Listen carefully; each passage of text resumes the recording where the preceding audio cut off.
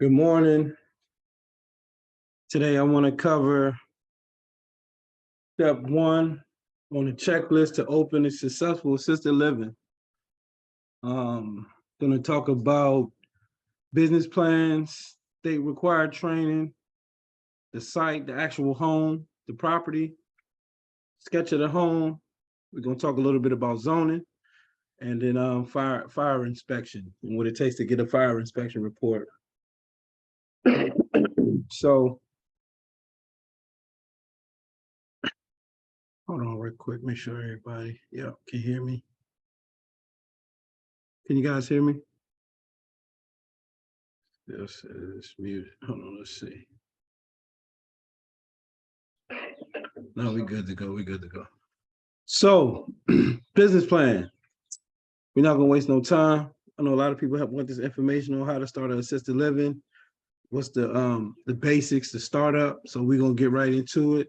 I feel like the first thing you need to have is a viable business plan, something that you can kind of use to guide yourself, present to partners, potential funding sources like banks, private lenders, stuff like that. So for grants and other things. So we're going to first look at, I want to share with you guys an actual business plan for an assisted living. Give me 1 second.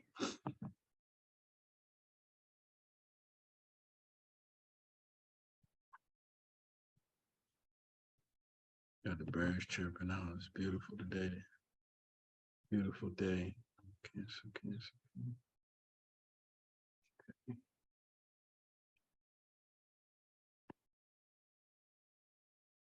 This is a business plan. Here, presentation.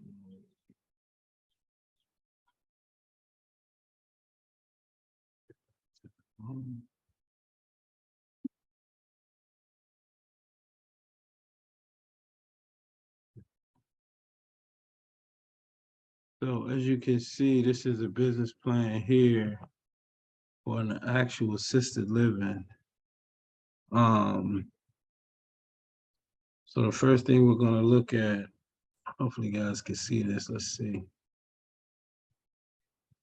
We're not going to go through the entire business plan step by step, but I just want to give you like some of the key points that you want to have in your plan.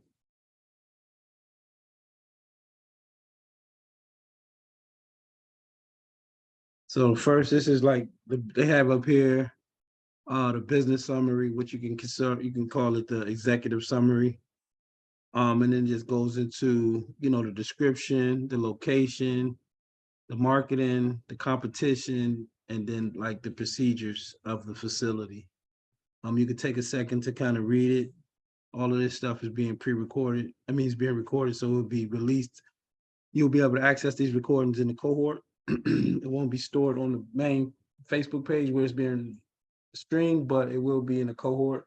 I just wanted to, give people an idea what type of information is being taught in the cohort. So when you're setting up your business, when you're setting up your facility, you want to think through this stuff. You want to really take some time and figure out what you're going to do. What's the description? What's going to set you apart? What's going to make you different from any other facility in the area, any other facility in your direct market? And this is some of the stuff you want to think about. And then not only think about, but you want to research other facilities that kind of fit your criteria, your room count, your resident count, the amount of people you're going to have there, the size of your facility, obviously the location. Like you want to make sure that you're studying those other facilities before and while you're developing your business plan, so you can see, okay, what's working for them, what may not be working for them, what are some of the things that I want to bring to the marketplace, what are some of the ideas that I want to explore and implement in my facility that's going to make me different. And this is some of the things, this is where you start to put this information here in your business plan.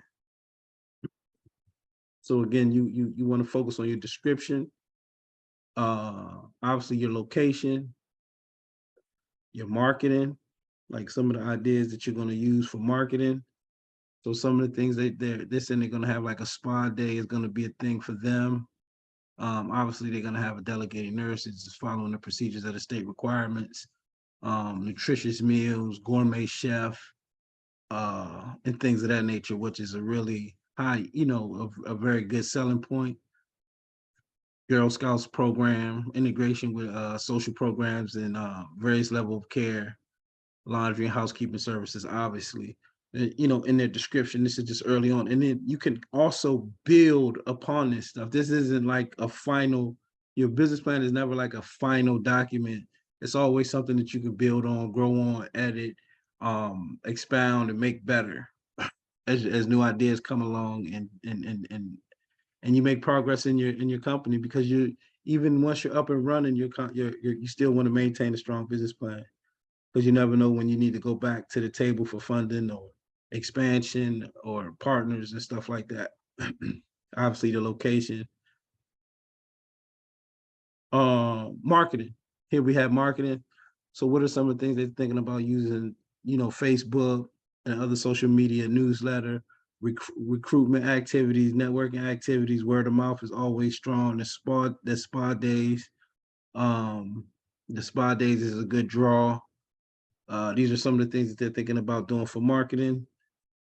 The competition. They have a couple competitors in the area that they outline, and you want to know your competition. You want to know who's out there. You want to know who else is doing what you're doing, and what they're doing and how they're what's working for them. And then you also want to see what's what people may be complaining about by like checking reviews and seeing what people aren't happy with in that area or in those specific facilities, so you can make sure you're not making those same mistakes, and you can also use that as leverage to you know add these things and make sure that they're not happening, and saying that you won't have these problems, or you found solution to these problems. And then we go into procedures. So the Kumar, when you see this word Kumar here, those are the Code of Maryland regulations. So regardless of what you feel like your procedures are, Maryland has a certain standard. So you're going to have procedures, policies, and procedures written up to their standard. And then also, if you do want to add different standards and different policies and things to your facility, you can as well. But it has to at least rise to the Maryland standard. And what they have here, you can see that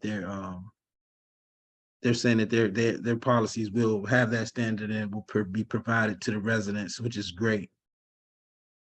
And then it also has OSHA here, Occupational Safety and Health Administration will be used in managing employees, contractors, and delegate nurses. So that's another great point to have in your business plan as well. So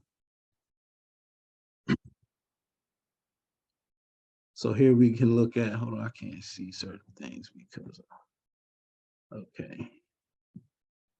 Personal. So what they plan on having as far as their staff structure, hold on, let me hide this bar.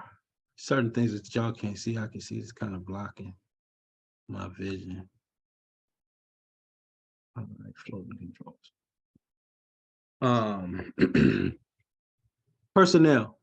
3 certified caregivers, 1 delegated nurse, assisted living manager, administrator will be hired under compliance of COMAR and OHCQ. OHCQ is just the office that it's called the OHCQ. I can never remember what it exactly stands for. The Office of Healthcare, Health and Care Quality. In Maryland. So that's where you go submit your licenses and all of that stuff. So they're saying that they're going to be hiring their staff based on the COMAR, which is the requirements for the state, and submitting it to the office based on the office's standards. Business liability insurance is negotiating general business liability insurance from Nationwide. The policy is pending. Residence costs range from $3,500 to $5,000. 3,500 to 5,500 monthly, depending on level of care, and private, semi-private room occupancy. Community fee 3,200 per resident, describe and schedule charge of fees. Schedule of charges, section 3 of assisted living residence and care agreement. Type of payment, private insurance and Medicaid is the type of payments they're going to be taking. Number of residents, 5 residents will be serviced to 2 rooms, measure above 120 square feet, and one in room less than 120 square feet. So they're going to have 4 residents, 2 semi-private and 1 private. The semi-private has to be at least 120 square feet. I would try to say get it at least, try to, if you can, over 130 square feet just for the space. And then there's a requirement of 80 square feet in the state of Maryland for single room, so private room.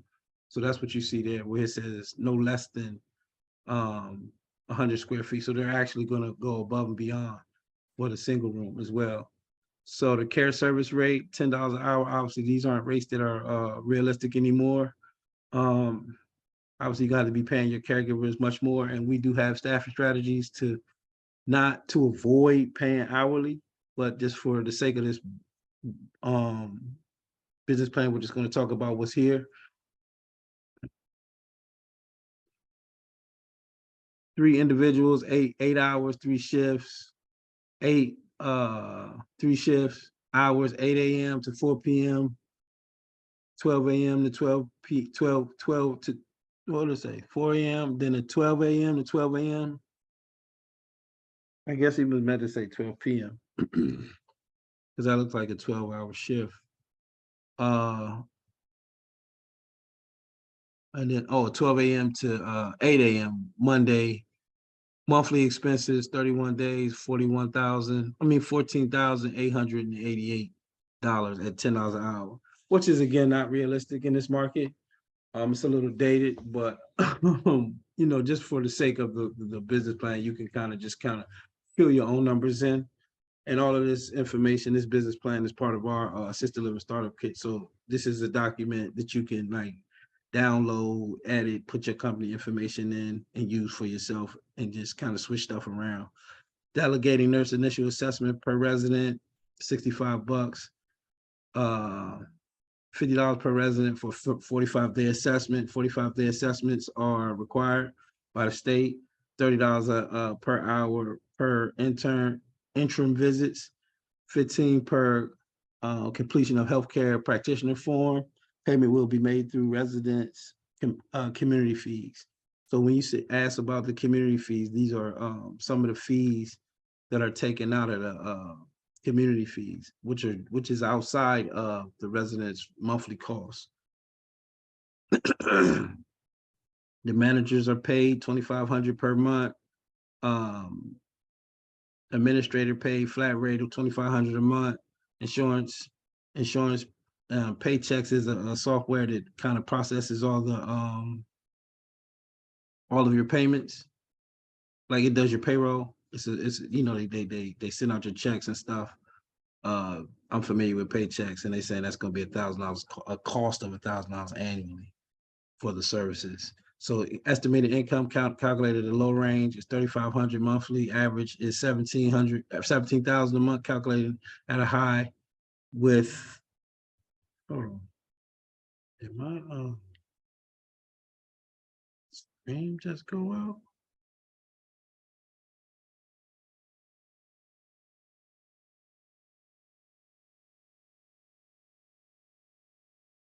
Okay, cool.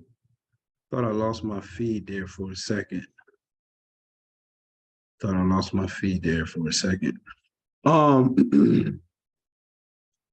So calculating with 5 residents at 5,500, the monthly income average is 27,000.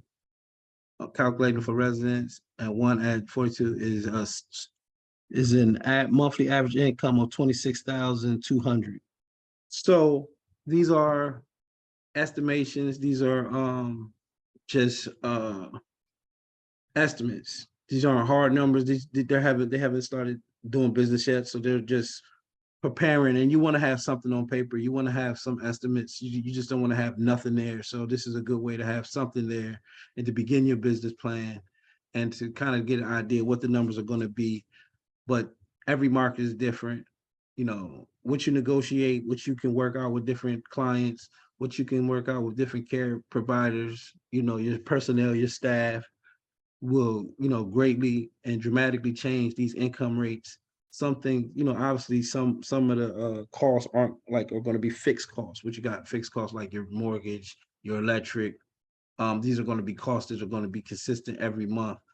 But there are certain things that you can do with your staff and your pay, and also how much you're charging that can, you know, make some of these numbers work out a little better for you. So there's always more ways to make more money and to make it more of a financial benefit to you, your assisted living. So let's keep going. Estimated expenses, facility, 1,500. I'm guessing that's the rent, or the mortgage, the water, gas, Washington gas, electric. Okay, you can see all this stuff here. I don't gotta read it all out. And I guess this is at a yearly. This is on a yearly. No, this can't be yearly because it's salaries. It's only 19. So this is what they're saying their expected cost for the month would be after all of their bills are paid. Landscaping and physical needs to the community. So there you have that. So the total cost would be $23,000 a month. Breakdown analysis using mixed income, expenses 23,000, mixed income 26,200, and then profit 3,000. That, I mean, that's tight. That's really tight to for an assisted living. Obviously, you want to make sure your breakdown analysis and your expenses, you know, lead you to a higher profit than $33,000 a month. But this is a small facility that only has 5 beds, and that's not the end of the world, 3,000. But you definitely want to be making a little more than that because anything can happen at any month. That's full occupancy. So if he's only making $3,000 a month at full occupancy, it might not be a viable business opportunity. And again, these numbers are just estimates, and just to give you an idea what you're looking at.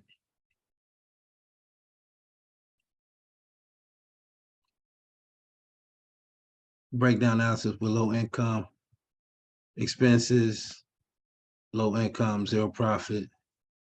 Breakdown analysis using high income, expenses. See, your expenses don't change.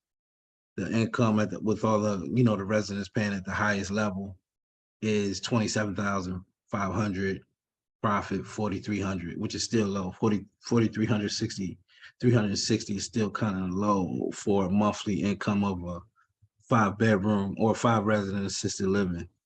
So, and I feel like what could be done is just, you know, rearranging the staff and upping the rates and doing some stuff like that to make this more viable, make it more profitable. Capital income, he said this company is saying that they could start with startup fees of only 10K, which is not bad. If he can, you know, get the property or already has the property and have this facility up and running for 10K out of pocket. Sustainability will be able to sustain itself with client fees when its former residents return after license obtained. Former residents are the rental of the rental home wish to return. Okay, so it's a rental property of obviously seniors, so they want to come back as residents. That's his strategy.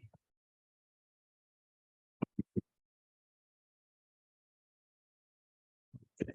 Let's see what we're at here. So that's it. That's a very simple breakdown of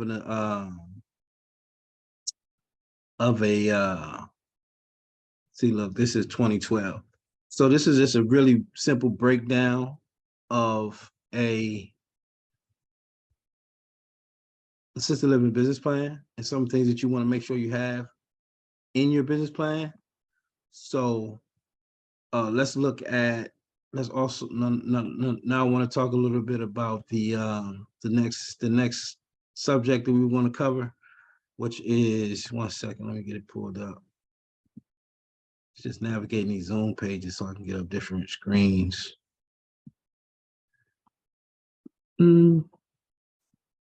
If you have any questions, feel free to post them in the comment section below.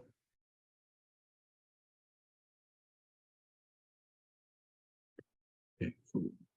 Back up. So now what I want to talk about a little bit is the state required training. What the state requires in Maryland and a lot of states that we deal with, we always run into the fact that the state wants you to be trained or have a trained administrator on staff before you open up. You want to have a trained administrator, and they're called an assisted living manager. And you also, and another thing that Maryland requires is it also requires you to have two, actually. It wants you to have an alternate. So not just your assisted living manager, you also have to have another manager who's been through the 80-hour training. It's an 80-hour training, who is also on your application for licensure, so that if your first manager is not available, you have backups, because they always want to make sure you have someone there to care for your residents. So basically, the 80-hour training consists of, in Maryland, it consists of like a few different things. So one of the first things they're gonna walk you through is the philosophy of assisted living. Just kind of breaking down the history of assisted living, like how it came about, where it started, how people moved from nursing homes, and how the whole concept of assisted living came about. Then they're going to go into the that's like that's the first part. Then they're going to have like the aging process and its impact on you, your family, the community, you as an individual, your aging process, and then just the entire aging process in general. That's a part of the training. Assessments and level of care, they're going to be, that's covered in the training during the 80-hour assisted living management course. Service planning, like how to plan service. You're going to have to learn how to be, how to plan service and create service plans for your residents as they come in, and how to assess different things when setting up a service plan. Clinical management, like management of like medications and different things that are going on in the facility, admissions and discharge criteria. This is another thing that you're going to have to learn as a manager. Nutrition and food safety, mental health, dementia and behavior management, end of life management. These are, like I said, these are some of the skills that you're going to learn in your 80-hour course. I'll talk a little bit about who teaches those courses. So dementia, mental health and behavior management, end of life training. You're going to have to learn, different processes and skills to manage the end of life process. Management and operation of the facility, emergency planning, quality assurance, basically making sure that there's a way that you're communicating with your residents, the families, and even the state to assure the highest quality of your facility. And then like a survey process. The survey process is when the state comes and surveys your property, your facility for the licensing. So these are some of the things you're going to learn in the 80-hour course. And like I said, it's the philosophy of assisted living, aging process and its impact, assessment and level of care, service planning, clinical management, admissions and discharge criteria, nutrition and food safety, dementia, mental health and behavior management, end of life, management and operation of the facility, emergency planning, quality assurance, and survey process preparation. So those are just some of the things that some of the major things that you're going to learn when you're setting up your assisted living. When you're going for your state required training. Different states obviously have different scenarios, but I'm sure that the basics are there. These are some of the basics that you want to that they're going to make you have. Most states require training. All states don't, but most states do require the training. So be prepared when you start to, down this process to take some classes, learn the business. And a lot of times people say, oh, I can just hire a manager. You can, you can hire a lot of people in the beginning. But if you're thinking about, so going back to the business plan, if you're thinking about starting up and you paying somebody $2,500 to be the administrator and then $2,500 to be the manager, the assisted living manager, that's already $5,000 a month. So what if you're doing those two skills, or you're personally doing those two jobs, or one of them? That adds $2,500 to your profit. So now it goes from $2,500, from $4,000 a month to $6,000 a month. See what I mean? Because that's based on his business plan. He's hiring everybody to do everything. So that's one thing right there that can increase his income, especially if this is his first facility. You want to work in it. You want to get to learn, every step that it takes to be successful. You want to be in there and learning every aspect of it. So then you can, when you do hire, you know what to look for. You know what type of person you want to be in there. You know what level of skill and what level of quality of care they're willing to, provide for your residents and for your facility. So that's just something to think about, when it comes to getting those state trainings for yourself, and then working your first property yourself, and not, being so quick to outsource or hire when you can keep some of that money for yourself, because it's not a full-time position. It's not like you're going to be working an hourly.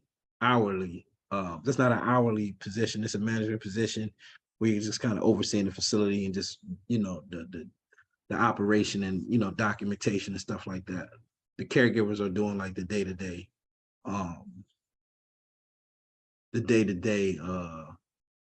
care. So that's state required training. So when you think about the site, another thing that the state is going to want to see from you is that you either own the property or a verified lease.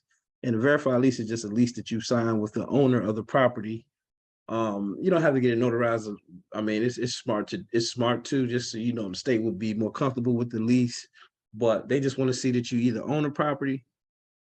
Obviously, you can just show them your mortgage information that you're an owner of the property, or they want to see that you have a signed lease. That's pretty much it. The next thing that the state wants to see is a sketch. And a sketch is not like, and when I first thought about it, I'm like, man, I got to get an architect and all that.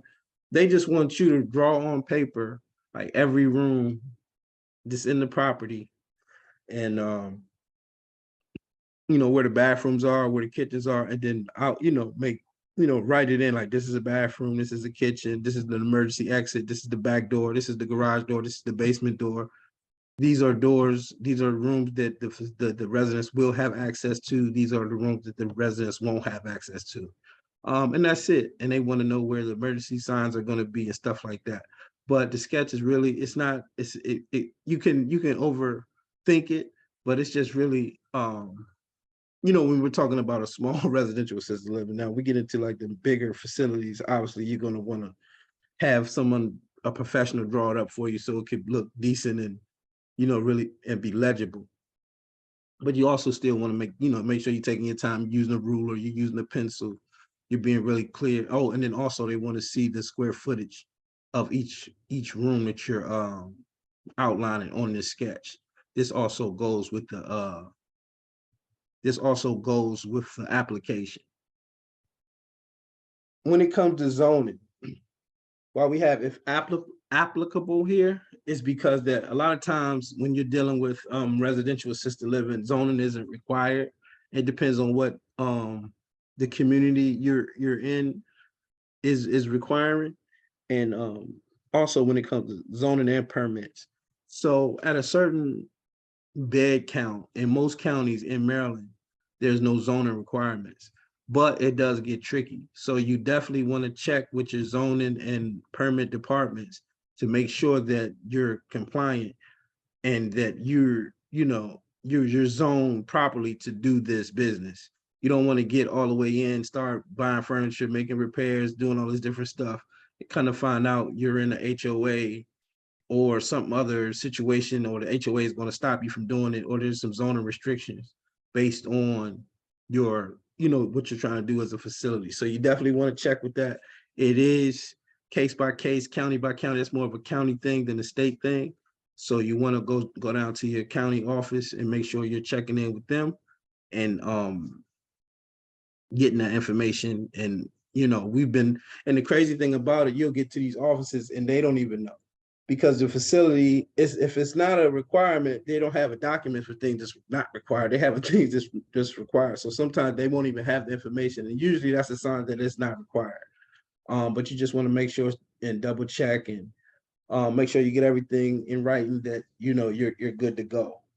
As far as a fire inspection report, what you usually need to pass a fire inspection is smoke detectors and carbon dioxide detectors. You can get both. They're like one. It's like you just buy one and you put them in each room. I just put them in each room.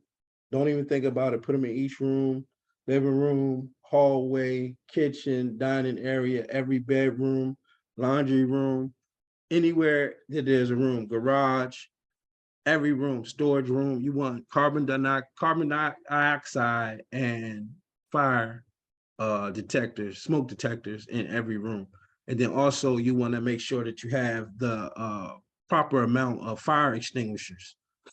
Fire extinguishers have to be in the kitchens, basement, utility room, or anytime, like where you do laundry, stuff like that. So you also want to make sure you have the proper amount of fire extinguishers with the they're going to require a tag that goes on it with the date, that they expire. So they don't last forever. Sometimes you see them, they be super old and they're there, but they're not, up to fire inspection code. So up to fire codes. So what you do then is once you have everything in place, you just contact the fire department, tell them, they'll come out, they'll survey your property, they'll tell you this, oh, this fire, this these are fine, or these what are they called, fire detectors slash carbon dioxide things need to go somewhere else, or you need to put them. So one time they told me to move it, so I had to move one, and that's it. Like you just had to move it a little higher or something like that. But other than that, they just, they come, they give you the report, then you're good to go. You take that to the that's part of your application. And that's pretty much the checklist, the step, the first step that we're going to cover today on getting your facility up and running. If you guys have any questions, feel free to comment below. And if you have any questions in the future, give us a shout on email, on Facebook. Phone number is 443-214-6062. If you need to contact and you have some more questions, all this information can be found in our cohorts that we meet every week. I'm sorry, it's a 6-month program where we meet weekly, and you can join that easily through our website, AlanChaney.com, or just give us a call, shoot us an email, acomecarecoaching@gmail.com. So that's it for today, and we'll be back with another training here shortly. Glad you guys hung out with me for this morning. Thanks.